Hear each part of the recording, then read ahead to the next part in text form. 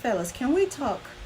Because I really want you to think about the things you say versus the things you do. So many times I have gotten messages, I see podcasts, I see comments.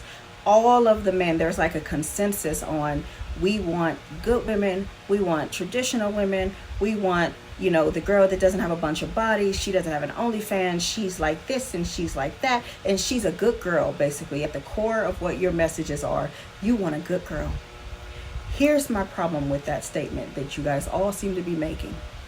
You guys say you want good women, but then you put the bad women or the girls that have high body counts or, the 304s, whatever you want to call this, you put them on a pedestal above the good girls that you say you want.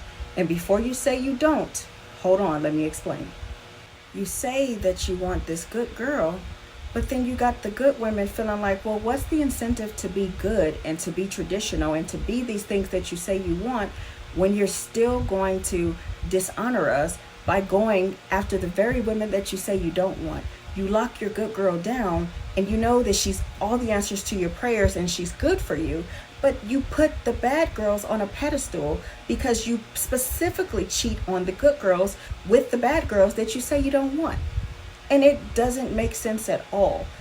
Y'all say that I don't want these type of girls, I don't want to marry them, I don't want to wife them, I just want to sleep with them. But you could sleep with your good girl too.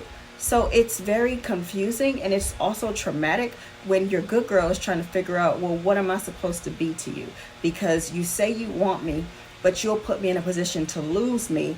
So that means that the bad girl's value is actually higher than mine because you're willing to sleep with her and lose me. So you better get clear on what and who it is that you really want, because you're really contradicting yourself, and it's a bad look all the way around, and it looks confusing to your queen that you say you love and want at the house.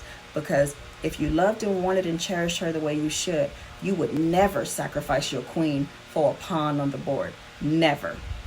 Also, fellas, some of you guys are so led by your flesh, you're so thirsty that you can't see past it. And that's a you problem that you need to work out as an individual before you drag this queen through the mud, all because she tried to love you.